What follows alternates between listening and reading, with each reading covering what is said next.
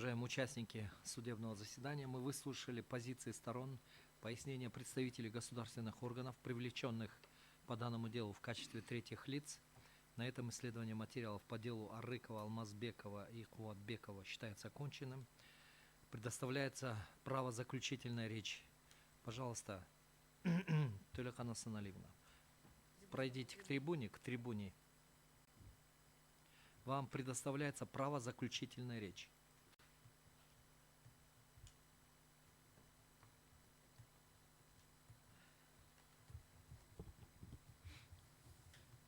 Ваша честь, уважаемый председатель, уважаемые члены Конституционного суда Кыргызской Республики. Как я уже отмечала, и адвокаты отмечали, мы сегодня пришли все-таки показать, рассказать о том, что есть подзаконные акты, которые очень негативно влияют на ситуацию с соблюдением прав и свобод человека. Второй момент, когда мы хорошо изучили положение 2016 года, мы считаем, что оно устарело и что в соответствии с новыми реформами как законодательства, так и требований нового правительства и власти важно отменить те старые незаконные подзаконные акты, как положение о порядке отнесения аудиовизуальных произведений категории порнографических и запрещенных видов результатов творческой деятельности. Почему? Потому что когда мы исследовали, мы увидели, что абсолютно нет межведомственной экспертной комиссии, его и не было, и нет. Мы не смогли увидеть те документы, которыми руководствовалась бы эта межведомственная комиссия. Почему? Потому что мы согласны, что необходимо в условиях новых рисков и бедствий делать ограничения. И та комиссия, которая делает заключение на уровне ООН или ОБСЕ, где мы участвуем как полноправная страна, Кыргызстан, как власти и гражданское общество, мы всегда внедряем и адаптируем высокие стандарты для того, чтобы Кыргызстан соответствовал тем высоким стандартам, которые бы дали бы шанс на развитие. Второй момент, мы увидели, что положение дает Министерству культуры, его подведомственным департаментам злоупотреблять и использовать статьи положения в своих каких-то узковедомственных интересах. Мы увидели, что там нет членов института омбудсмана, Национального института по правам человека. Там нету членов, которые бы препятствовали или предупреждали конфликты и риски. Или, например, есть вещи, которые негативно влияют на детей, на подростковые, на женщин и так далее. Поэтому мы за, чтобы были ограничения, но эти ограничения должны соответствовать высоким стандартам как Конституции, так и международных обязательств.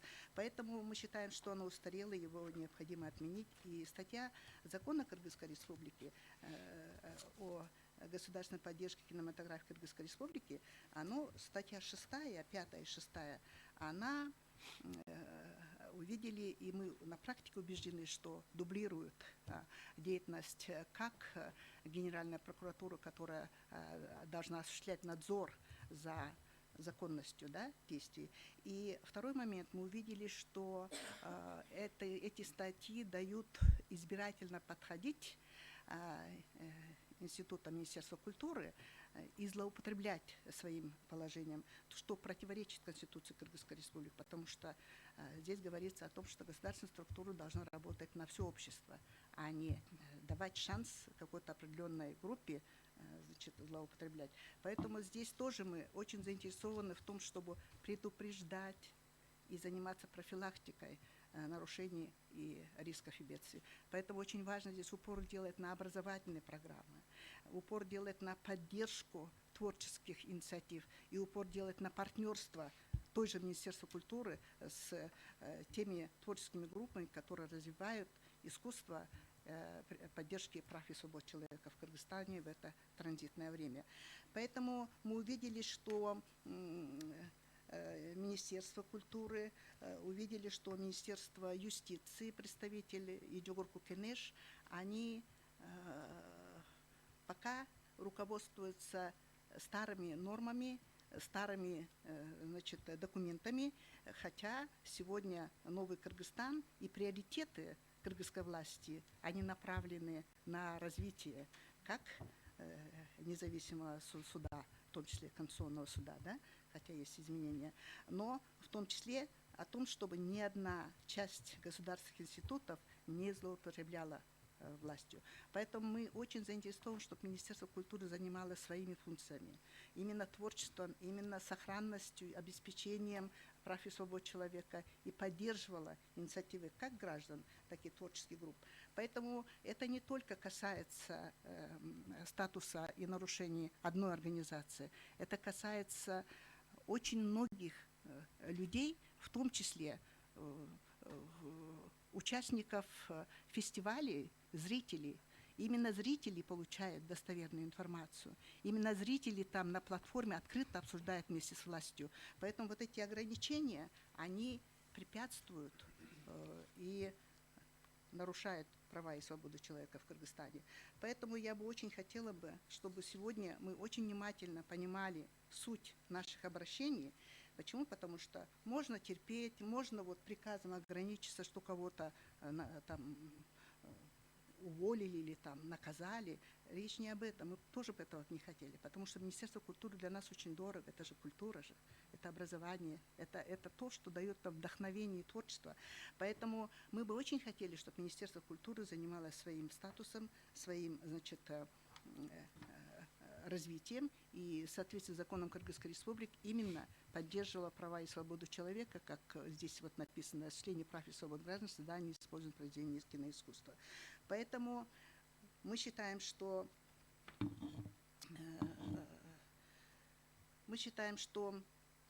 любая возникающая возможность введения цензуры, то есть незаконные ограничения, они влекут за собой проблему свободы творческих людей, проблему свободы выбора у человека. Почему, насколько молодежь наша будет понимать, что хорошо, что плохо, это очень важно. Почему? Потому что индекс доступа к образованию говорит, что идет маргинализация общества, идет очень рост радикальных групп, в том числе религиозных.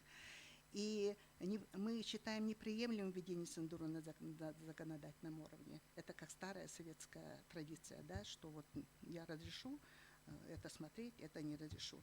Поэтому принципиально становится различение цензуры как признак тоталитарного общества. А у нас в Конституции сказано, что это демократическое, светское правовое государство. Поэтому, я думаю, не буду повторяться. Я бы очень прошу вас очень внимательно вникнуть и очень защитить новую Конституцию Кыргызской Республики и дать шанс на новые реформы, как в формате прав и свобод человека, так и в развитии Министерства культуры в соответствии с его статусом. Поэтому я прошу вас признать абзац 1 статьи 6 закона Кыргызской Республики о государственной поддержке кинематографа Кыргызской Республики от 2 октября 2001 года, противоречащим части 2 статьи 10, части 1, части 2 статьи 32, части 1 статьи 33, части 1 статьи 48, части 1 статьи 63 Конституции Кыргызской Республики и отменить его действие. Благодарю вас. Присаживайтесь. Право... Присаживайтесь. Право заключительной речи предоставляется Арыкову Тимуру Джеңишбековичу. Спасибо.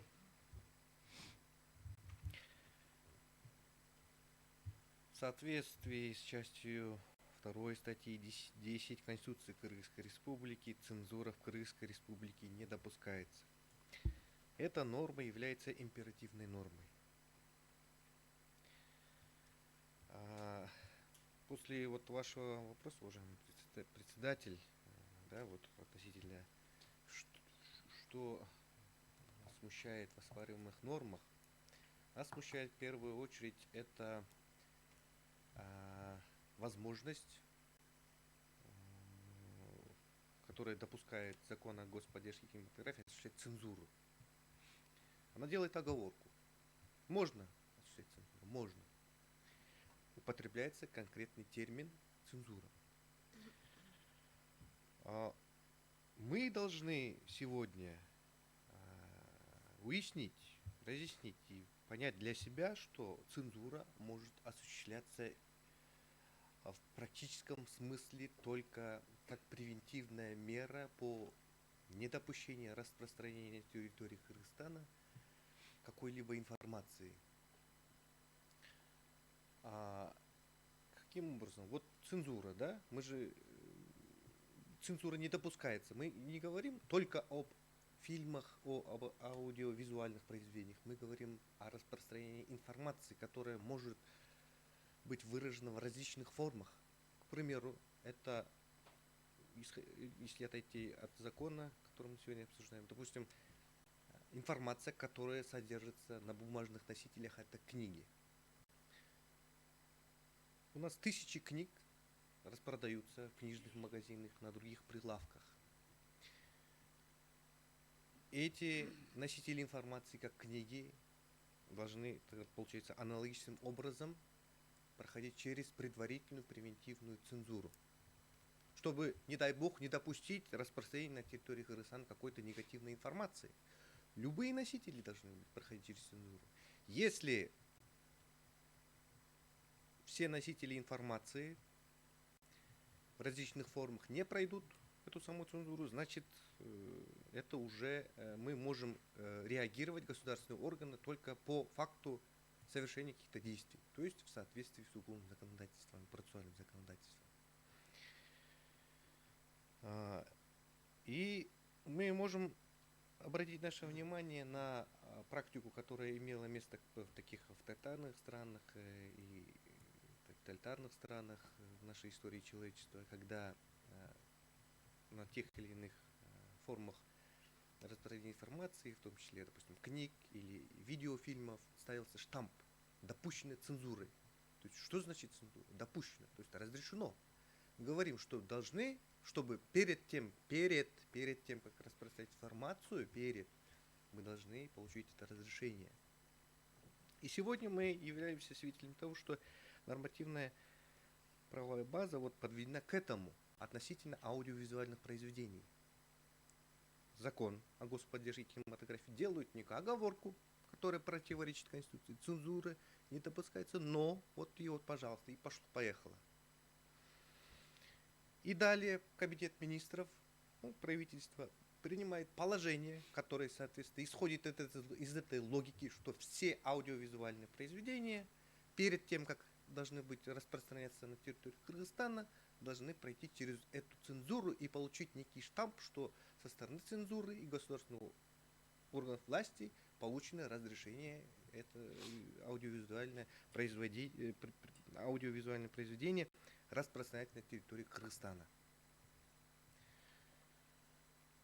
Мы считаем, что здесь нет целесообразности, нет обоснованности к тому, чтобы все юридические и физические лица предоставляли соответствующий уполномоченный орган свои аудиовизуальные произведения, чтобы осуществить свое конституционное право на получение и распространение информации.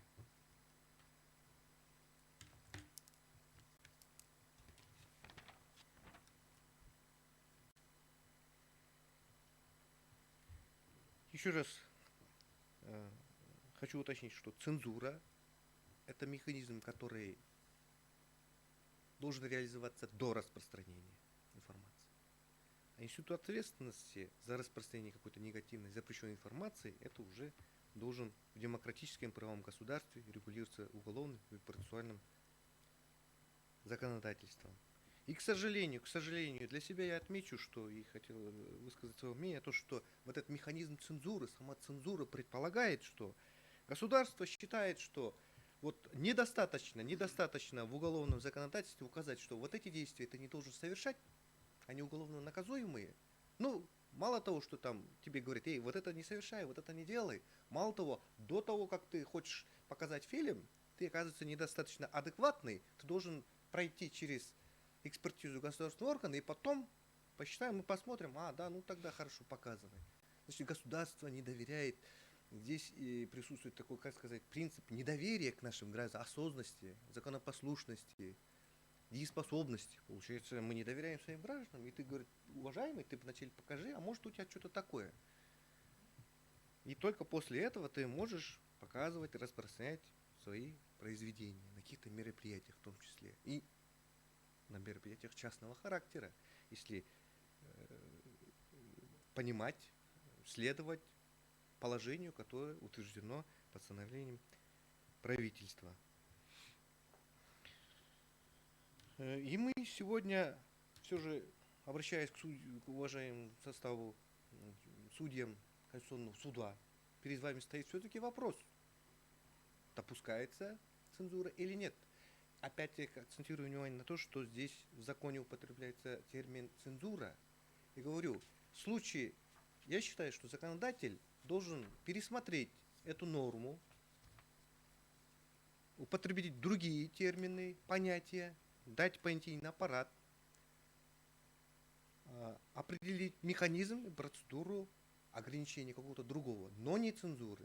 То есть предварительное получение разрешения на распространение информации на территории Казахстана, я считаю, это противоречит положениям Конституции Кыргызской Республики.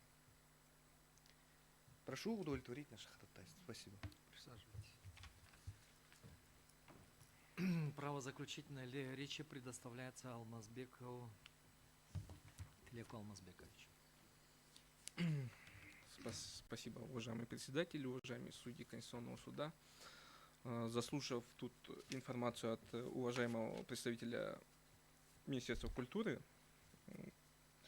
его ответы, так мягко скажем, меня не удовлетворили, потому что я не вижу никакой последовательности и единообразия принимаемых решений ими.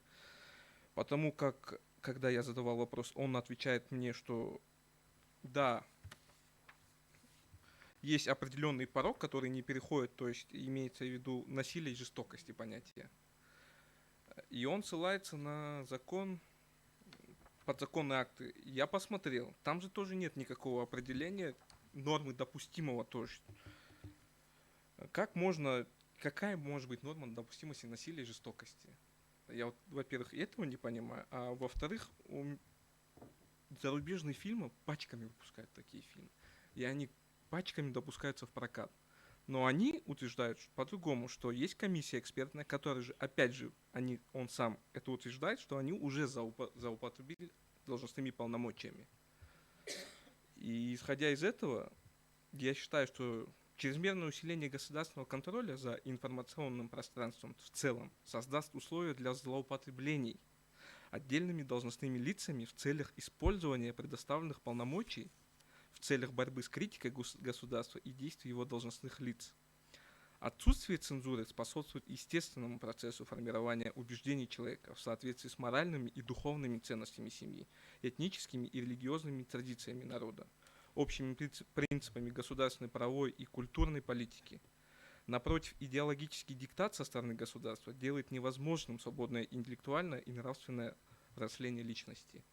На основании вышеизложенного, то есть мною сказанного, прошу признать абзац 1 статьи 6 Закона Кыргызской Республики о государственной поддержке кинематографии Кыргызской Республики от 2 декабря 2001 года противоречит части 2 статьи 10, части 1 статьи 2, части 2 статьи 32, части 1 статьи 33, части 1 статьи 48 Конституции Кыргызской Республики и отменить его действия.